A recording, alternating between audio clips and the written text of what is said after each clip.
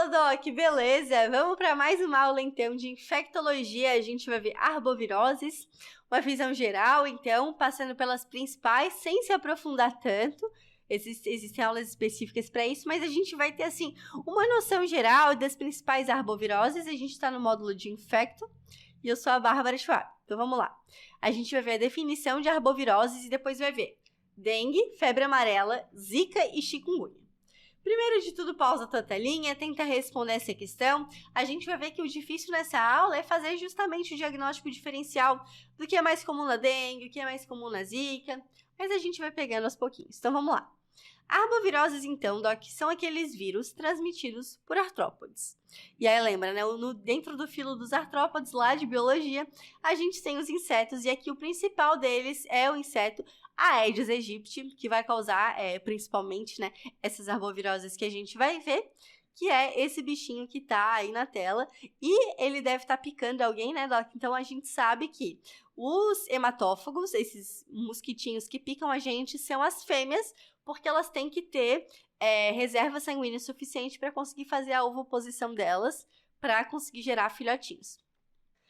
Então, a dengue, Doc. A dengue é uma síndrome febril aguda causada pelo vírus da dengue, da família Flaviviridae, e a transmissão é por artrópodes hematófagos, né, principalmente as fêmeas, que a gente acabou de falar. Tem 4 sorotipos diferentes presentes no Brasil, mas no mundo a gente tem um quinto que foi isolado agora. Em que floresta? Floresta da Malásia, eu acho. Enfim, mas não tem aqui no Brasil. Então, a gente tem os 4 sorotipos. DEN1, DEN2, DEN3, DEN4. Se você pega um deles, você fica eterno especificamente imune a esse sorotipo. Ou seja, no Brasil você pode ter dengue até 4 vezes. Existem maiores riscos de complicações em crianças, menor de 2 anos, idosos e também no sorotipo 2, ele é um pouquinho mais agressivo, Doc. E daí depende, né? Fator de risco depende da idade, da etnia, se é uma infecção secundária ou não. O vetor, então, é o Aedes aegypti. Lembrar que ele tem hábitos diurnos e ele se afasta no máximo 200 metros da onde ele colocou os ovinhos, Doc. Isso é bem importante também. Então, a gente sabe que se achou a Aedes em uma área, ali, se a gente tiver ovinhos, vai ser em torno de 200 metros, não se afasta muito disso e é importante como medida epidemiológica. Aqui tem uma fotinha, então. O mosquito vai vir, vai picar e vai inocular o vírus ali. Ali vai causar uma reação inflamatória em que o corpo vai tentar proteger a gente através de mastócitos. A gente tem ali macrófagos também e tudo mais, até que vai para os linfonodos. E daí a gente tem as manifestações sistêmicas. Então, a clínica da dengue se divide em 3 fases. A gente tem a fase febril, a fase crítica e a fase de recuperação. A fase febril é justamente aquela fase em que a gente vai ter a reação inflamatória, infecciosa mais preeminente. Então, a gente vai ter febre de início súbito, vai ter cefaleia retroorbital, pode ter adinamia, artralgia, racho cutâneo, ali principalmente entre o 3º e o 6º dia, né, que é esse exantema, mas é mais pronunciado na zika e não aqui, que é máculo papular, com ou sem prurido. Daí pode também ter petequias, pode ter prova do laço positiva, que a gente vai falar um pouquinho mais pra frente. Além disso, quadros inespecíficos, né? Vômito, diarreia, pode ter leucopenia também, mas o clássico mesmo é uma febre quebra-ossos, com muita dor retroorbital. A partir dessa fase, a maioria dos pacientes se recupera. Mas, depois que tem a defervescência da febre, a gente entra na fase crítica, que é quando o paciente pode vir a ter um choque, e é um choque que não é o choque hemorrágico, que é muito famoso, mas o que mata mesmo aqui é o choque hipovolêmico. Por quê, Doc? Na fase crítica, a gente tem um aumento da permeabilidade vascular. Ou seja, o nosso vaso, que antes tinha células bem grudadinhas e juntinhas, essas células começam a ficar mais separadinhas e o nosso volume sanguíneo começa a ser perdido por 3º espaço. O paciente fica hipovolêmico, Doc, o hematócrito sobe. Isso faz com que a gente possa ter derrames cavitários, derrame pleural, derrame pericárdico, ascite. A gente tem, então, um aumento muito grande do hematócrito. E é justamente por isso que a gente pode vir daí a causar o choque hipovolêmico, a disfunção orgânica, também causa muita plaquetopenia. E daí, dessa fase crítica, ou o paciente rebaixa ou ele se recupera. Geralmente recupera porque esse plasma extravasado vai sendo reabsorvido aos poucos e os pacientes se recuperam, têm uma melhora clínica. Mas nessa fase crítica é quando a gente tem que ficar de olho no paciente. E daí a gente tem que saber os sinais de alarme e os sinais de gravidade da dengue. Tem que saber isso aqui de cor e salteado, cai muito, Doc. Sinais de alarme, então. Dor abdominal intensa, vômitos persistentes. Estamos perdendo líquido, né? Acúmulo de líquidos, então, ascite, derrame pleural, derrame pericárdico, hipotensão postural ou lipotímia, hepatomegalia, sangramento de mucosa, letargia ou irritabilidade e aumento progressivo do hematócrito.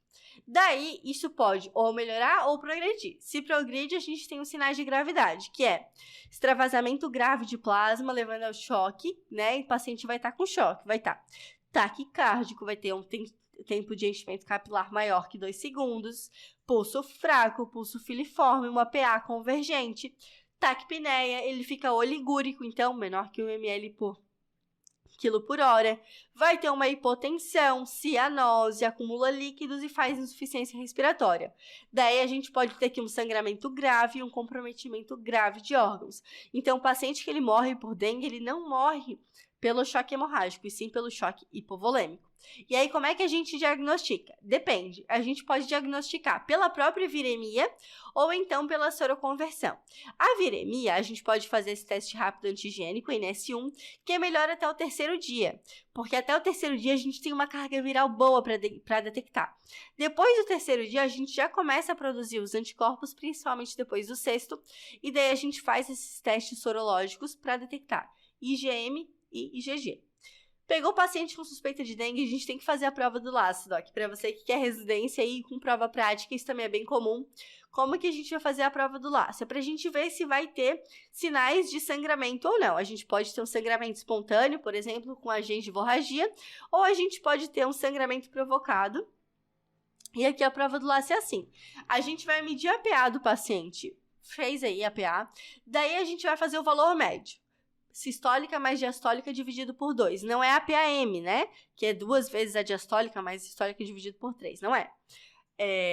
A gente vai, então, fazer o valor médio dessa PA. E daí vai, depois que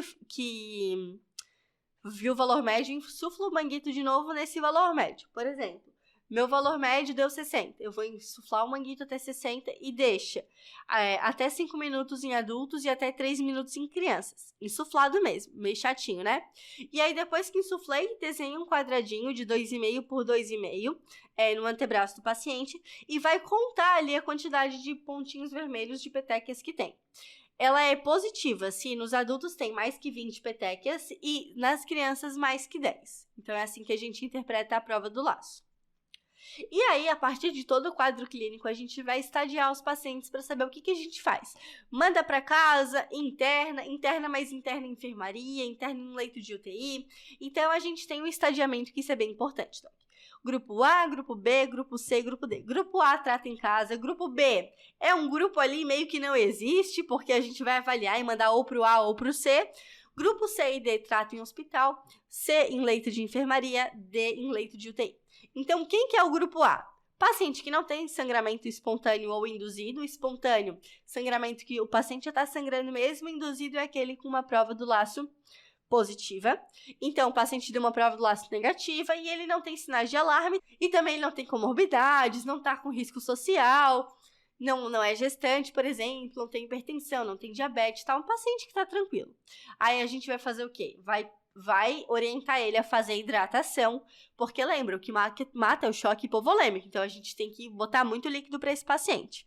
Nos do grupo A, a gente faz 60 ml por quilo por dia via oral, sendo que esses 60 ml, 1/3 a gente vai fazer com soro de reidratação oral e 2/3 com outros líquidos, água de coco, o que é que o paciente queira. O grupo B é aquele que ou tem uma prova do laço positiva ou tem alguma condição clínica especial que a gente tem que ficar bem de bota o olho, né? Tem que ficar de olho. Então, gestante, DPOC, doença renal crônica, insuficiência cardíaca, anemia, doença falciforme, doença ácido péptica, tem alguma hepatopatia, tem alguma doença autoimune, paciente ali tem algum risco, mas ele não tem sinais de alarme ainda. O que a gente vai fazer? A gente vai deixar esse paciente lá sentadinho, já começa a hidratar e vai pedir um hemograma para guardar e aí reclassifica. Se ele tá com hematócrito de acordo com o que a gente espera, Então, hematócrito normal, a gente vai deixar esse paciente com tratamento ambulatorial, manda para casa. Reavaliou e percebe que ele já está tendo uma alteração de hematócrito, porque já está tendo uma hemoconcentração, a gente vai classificar ele como grupo C e vai internar em leito de enfermaria. Então, o paciente C é aquele que a gente tem que ter cuidado, Doc. É aquele que já tem sinal de alarme ou gravidade, ou então ele estava no grupo B, fez a hidratação e não melhorou. Então, a gente vai internar, a gente vai fazer reposição com soro fisiológico, né, 0,9%, vai ser 20 ml por quilo, ou então, né, 10 ml por quilo por hora, 2 vezes mais suporte e vai continuar sendo monitorado, Doc. Aí, se ele não melhora, ele vai para o grupo D, né? E essa expansão volêmica a gente pode fazer em até 3 pushes, né? Tenta a cada 3 horas e daí reavalia sinais a cada hora e o hematócrito a cada 2 horas. Daí, se não melhorou, vai para o grupo D. E daí o grupo D, então, é aquele que já tem sinal de gravidade, Doc, aquele que a gente vai ter que internar em leito de UTI. E aí não é nem hidratação que a gente faz, é um caminhão-pipa que a gente faz para esse paciente. 20 ml por quilo a cada 20 minutos, repete até 3 vezes, e daí reavalia o hematócrito a cada 2 horas. Ele tem que ser internado em UTI. Pode ser que a gente precise até repor a albumina, depois fazer droga vasoativa. Então, é um paciente muito, muito grave, que a gente tem que ficar reavaliando bastante. De dengue é isso, Doc. Lembra sempre, sinais de alarme, sinais de gravidade e o estadiamento ABCD. A febre amarela, então, é uma outra arbovirose, uma doença infecciosa febril aguda, que é o protótipo das febres hemorrágicas, Doc. Então, aqui é um arbovírus, da família Flaviviridae também. A maioria das arboviroses são dessa família, tirando chikungunya, que não é, mas também não são só flavivírus, né? É um vírus de RNA e ele é hepatotrópico, ele tem uma certa afinidade pelo parênquima hepático e a gente tem sempre que se preocupar em avaliar a função hepática do paciente que tem febre amarela. Transmitido pela picada do mosquito do gênero Aedes, também pelo Haemococcus e os sabetes. Aqui é uma imagenzinha para a gente relembrar que é uma doença já muito antiga, a mais antiga das arboviroses é a febre amarela, responsável por muitas epidemias endemias que tiveram. E daí os vírus da hepatite também, né? Então, ele é hepatotrópico. Então, quem é que causa hepatite? Vírus A, B, C, D, E e da febre amarela. Os reservatórios, então, são os mosquitos, né? E os hospedeiros somos nós e os macacos. Os macacos não tem nada a ver com isso. Eles são tão vítimas quanto nós. A gente não tem que sair por aí matando macaco. E daí, o que acontece? Em áreas urbanas, então, não tem evidência mais da transmissão do vírus pelo Aedes aegypti desde a sua erradicação da doença urbana em 1942. Ou seja, quem tem febre amarela hoje em dia, com certeza teve através de hemagogos ou sabetes, que é ali no ciclo silvestre. E quando o ser humano, de alguma forma, às vezes por ecoturismo, acaba indo até esses locais e tem essa picada. O Aedes, hoje em dia, já não transmite mais o vírus da febre amarela. Quadro clínico, como é que é, então? A gente vai ter a forma leve, que é um pródromo inicial, então o período prodrômico mesmo, e a forma grave, que é o período toxêmico, que a gente tem uma viremia muito alta. Então, na forma leve, a gente vai ter uma síndrome febril, mais o sinal de Fagê, que vai ser quando o paciente está justamente com essa febre alta, e com a febre alta, o que a gente faz é compensar com taquicardia. E aí, aqui a gente vai ter uma bradicardia. E aí, então, a forma grave, o período toxêmico, a gente vai ter lesão hepatorrenal e uma tríade de acometimento específica da febre amarela, que a gente vai ter icterícia por acometimento hepático, hematêmese e oligúria por acometimento do parênquima renal, associado ao aumento da bilirrubina e das enzimas hepáticas, então. Aí, o diagnóstico é igual para dengue aqui, que a gente pode fazer com a viremia ou com a soroconversão. Viremia até 5º dia, isolamento viral e soroconversão a partir do 6º dia com os testes sorológicos. IgM, IgG e IgM sempre antes, né?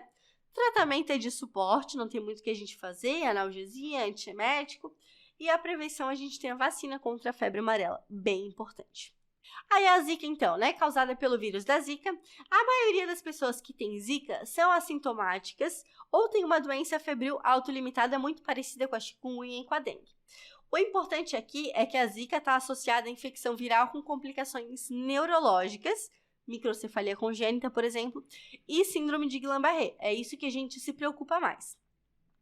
Todos os sexos e faixas etárias são igualmente suscetíveis, mas mulheres grávidas e idosos acima de 60 anos tem mais riscos de ter essas complicações, por isso que a gente tem que ficar mais de olho. Aqui é um exemplo de microcefalia, como de fato esse diâmetro é comprometido, né? Pode ver ali o primeiro bebezinho ele tem, e ali o contorninho é como deveria ser o diâmetro. Então, quadro clínico, metade assintomática, metade sintomática, só que essa metade sintomática é variável. Vai, então, desde o que a gente falou, de infecções autolimitadas até complicações neurológicas e malformações congênitas.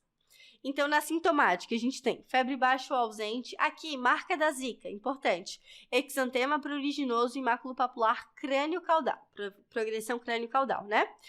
De início precoce, junto pode ter uma conjuntivite não purulenta, então o olho fica bem avermelhado, mas não chega a ter formação de pus, então. Aí, junto disso, quadro inespecífico, cefaleia, artralgia, astenia e mialgia. Aí, quando a gente tem a síndrome de Guillain-Barré, é quando o próprio sistema imunológico ataca os nervos periféricos, Doc. Então, a gente vai ter uma neuropatia. Aqui a gente tem, então, o quadro da conjuntivite não purulenta e o exantema bem pruriginoso. A combinação desses dois fala bastante a favor da zika, que não tem tanto na dengue. E agora, por fim, então, a chikungunya, do togavírus, mesma família da rubéola. E o vetor é o Aedes também, né? O único vetor aqui. Aqui a gente tem um curso parecido com a dengue, só que a evolução mais arrastada e tem um comprometimento articular incapacitante que pode ser definitivo, que é a marca da chikungunya, Doc. Chikungunya vem num dialeto, não lembro de onde que é, mas significa pessoa que se contorce, pessoa que está na posição antálgica, porque realmente dá muita artralgia e chega a causar deformidade. Então, a gente tem 3 fases, a fase aguda ou afebril, que é aquela de febre de início súbito com uma poliartralgia assimétrica migratória intensa. Aí, depois disso, vem a forma subaguda, que é uma artralgia intermitente que dura menos que 3 meses. Assim, menos que 3 meses a gente tem subaguda, aguda. Passou de 3 meses, a gente já classifica como crônica, que é o paciente que tem artralgia e dor neuropática ou muscular a partir de 3 meses. É bem difícil essa manipulação do paciente, Doc, para que ele melhore bastante. Muito parecido o quadro com a artrite reumatoide. E daí a gente também tem quadros atípicos que podem acontecer, meningite, encefalite. O tratamento, então, na fase febril sintomáticos, mais hidratação, mais repouso. Lembrar que AINES aqui, na dengue também, são muito proscritos, não faça, porque o paciente já está com dano endotelial muito intenso. Forma subaguda, então, aí assim a gente pode usar o AINES ou até corticoide para tentar ajudar. E na forma crônica, a gente tem já os imunomoduladores e também a fisioterapia motora aqui é muito efetiva. Em relação aos imunomoduladores, a gente tem hidroxicloroquina ou metotrexato. A hidroxicloroquina tem no SUS, o metotrexato é melhor, mas aí, né, vai da gente pesar aí com o nosso paciente. E aí, macete, então, agora pra gente gravar, Doc. O vírus da dengue é um arbovírus, é um vírus de RNA. E no Brasil tem 4 sorotipos. Denve, do vírus da dengue, tem 4 letras. E no Brasil tem 4 sorotipos. 1, 2, 3 e 4, pra você lembrar. Um macetezinho aqui, então, e depois uma perguntinha. Quais os sinais abaixo é um sinal de alarme para dengue? Dor abdominal, PA convergente, hipotensão arterial ou taquicardia? Então, aqui é um lembrete para você saber diferenciar os sinais de alarme e sinais de gravidade. Tem que saber sinais de alarme, tem que saber sinais de gravidade. E aqui, os sinais de alarme é dor abdominal, Doc. O resto são todos sinais de gravidade já, que o paciente está entrando em choque. Então, pensa nisso. O paciente grave é aquele que está entrando em choque. PA convergente, hipotensão arterial e taquicardia. Então, os sinais de alarme são aqueles que alertam que podem evoluir para sinais de gravidade, que é quando temos extravasamento de plasma, comprometimento grave de órgãos e sangramento grave. Ou seja, são um passo antes disso. Então, o paciente ainda não entrou em choque, mas ele está avisando que vai entrar. Então, aqui a gente tem a questãozinha, né? Mulher, 17 anos de idade, apresenta febre alta, cefaleia, dores articulares e prostração há 2 dias. Mora na cidade de São Paulo e nega viagens recentes. Refere vacinação em dia. Seu pai, de 48 anos, apresentou quadro semelhante há uma semana. Então, exame físico. Ela está com uma febre, né? taquicárdica, 108 batimentos por minuto, tem um exantema maculopapular difuso, um enchimento capilar lento, dor intensa, palpação de abdômen, sem visceromegalias, indica o diagnóstico mais provável e a conduta. Então aqui, Doc, o diagnóstico mais provável é de fato a dengue e com sinais de alerta, né, essa dor intensa, palpação do abdômen, internar para hidratação endovenosa. Beleza? Aqui uns flashcards. Então, quantas vezes uma pessoa que mora no Brasil pode ter dengue? 4 vezes. E daí a infecção secundária, né, cada vez que você pega o outro, você tá, assim, você fica eternamente imune àquele subtipo que você pegou, aquele sorotipo, porque você tem ali uma imunidade duradoura. Tem também a imunidade temporária, que é ali até 2, 3 meses que você pegou um tipo, você fica imune aos outros também, porque você tem mais circulação de IgM, né? O IgM ele tem mais braços que o IgG. Então, o IgM consegue, mas ali vai ter uma hora que a gente vai ter mais predomínio de IgG. E aqui também, que é a teoria da resposta ao anticorpo amplificada. A partir do momento que você se infecta por outro subtipo, você tem uma amplificação da sua viremia, e é por isso que pode ser que a infecção por outro sorotipo, depois que você já teve a primeira, venha a ser mais grave, e geralmente é mesmo, mas não é uma regra. Entre dengue, zika e chikungunya, qual quadro causa mais artralgia, linfopenia e febre mais alta? É a chikungunya, Doc. O marco da chikungunya é o acometimento articular e o marco da zika é essa conjuntivite e esse exantema mais pronunciado. Entre dengue, zika e chikungunya, qual quadro causa mais conjuntivite? A gente acabou de falar, né? É a zika, essa conjuntivite não purulenta. Sinal de Fagé é a assinatura de qual arbovirose? De febre amarela, né, Doc? Quando a gente tem esse aumento da temperatura sem ser acompanhado pela taquicardia. E aí, na prática, então, eu acho isso bem interessante. Então, até que a gente consiga descartar a dengue, Doc, a gente não deve usar AINES por diversos motivos, e mais um deles aqui pra gente relembrar é que o paciente já tá plaquetopênico e a gente pode diminuir ainda mais, porque ele inibe o ciclo da ciclooxigenase, aqui como você pode ver no nosso sisteminha, nosso fluxograma, para você relembrar. Então, diminui prostaciclina, diminui prostaglandina e diminui tromboxanos. Aí aqui tem uma questão da Henriques, então, uma provinha de residência para ilustrar. Analise as seguintes assertivas em relação à dengue. 1. A prova do laço deve ser realizada na ausência de sangramento espontâneo? E aí, Doc, o que você acha? Tá certa, né? Porque se já tenho sangramento espontâneo, eu não preciso ver se eu vou ter sangramento induzido, porque eu já tenho espontâneo, então não precisa. 2. O resultado da prova do laço é positivo se houver presença de 20 ou mais petecas em adultos no local de pressão ou abaixo em uma área de 2,5. Não é uma área de 2,5 centímetros quadrados, né? Cada ladinho tem 2,5. Então, a área é 2,5 vezes 2,5. Pegadinha? Eu acho até que eles colocaram sem querer e caíram na própria pegadinha. Uma pegadinha, tá errado. 3. As seguintes alterações laboratoriais são encontradas. Leucocitose e linfopenia com atopia linfocintária, Doc? Não. O principal é leucopenia e não leucocitose e linfopenia. Em alguns casos, podem surgir linfócitos ativos. Então, apenas a 1 está correta.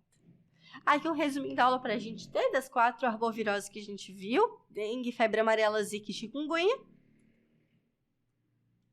Aqui as nossas referências. E era isso, Doc. Obrigada. Até a próxima.